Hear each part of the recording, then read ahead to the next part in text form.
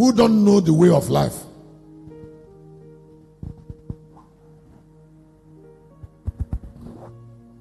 A lot of people are living, but they don't know the way of life.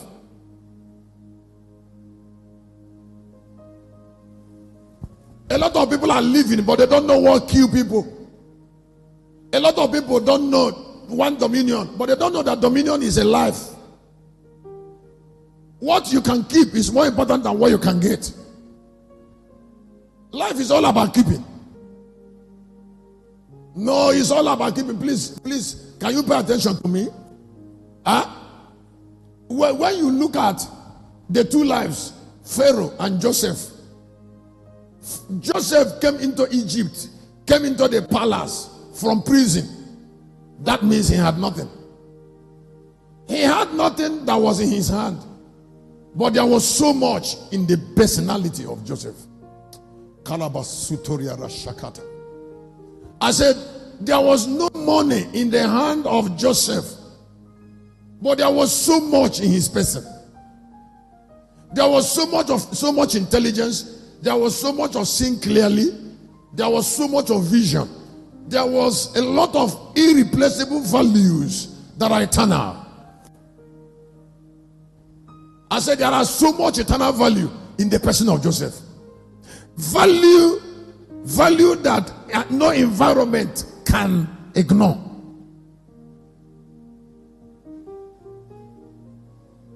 Terrible values.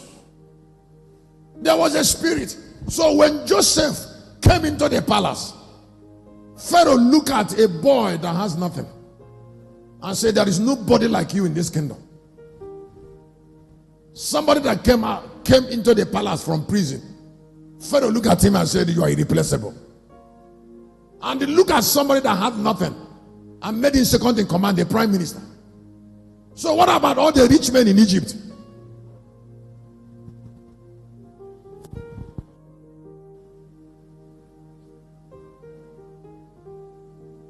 What about the process of dream and pain that brought that quality to Joseph? The best way to wear crown is to produce crown and not allow people to put crown on your head. That is why I don't envy. I will never envy Tinubu. You see, because being an asshole from election simply means a crown was put on him by Nigerians, and that crown will fail. It's a perishable crown. Crown that people put on our head will perish. The one that will remain on your head is the one that you produce from experience. And can I tell you something? God will never, no, not God, history will not bother itself about people that crown came on their head from outside. Let me say it again. I say history will never bother itself. If you want, today is a day of prosperity and dominion. If you want prosperity and dominion, it is easy. Get the life. Get the life and money we beg you. Let me say, can I say get to what? Now, can I tell you something that will touch you? I have never looked for things in my life. I've always looked for the life of my destiny.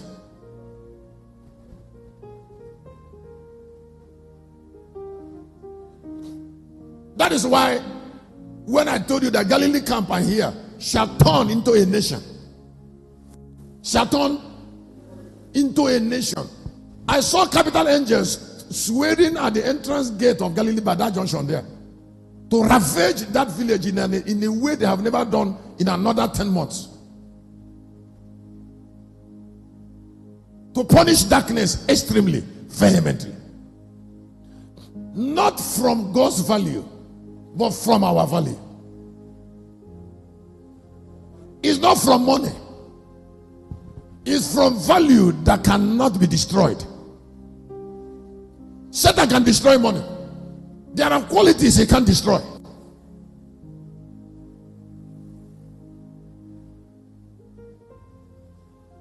When he said, touch not my anointed, he's talking about something that must not be touched.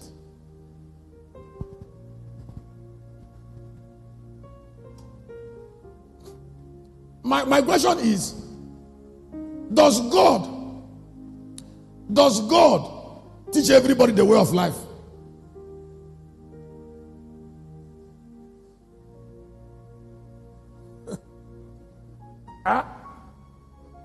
God, when Jesus came to the earth with eternal life, he didn't disciple on it. So his disciples called once, they slept.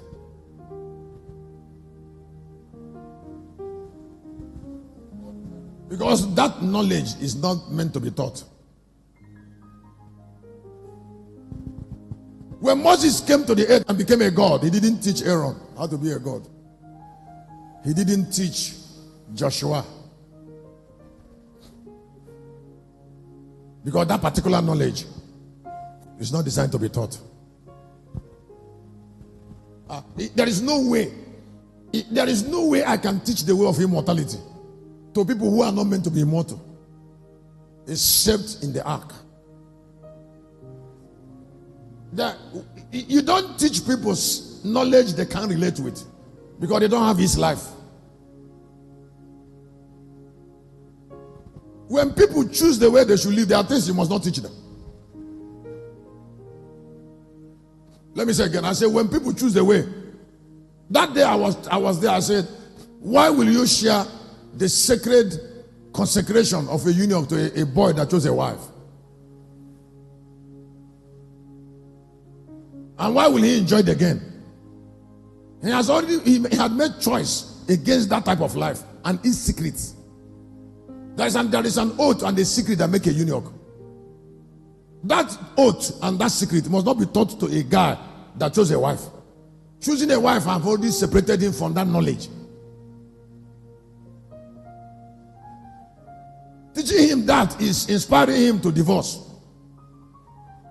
And God will hold you responsible if you break a family.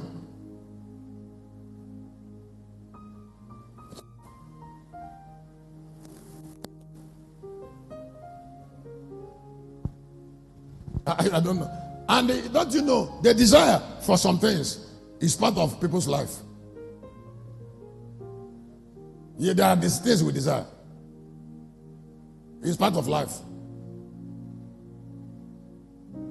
Somebody who went and married a woman, did he not desire a wife?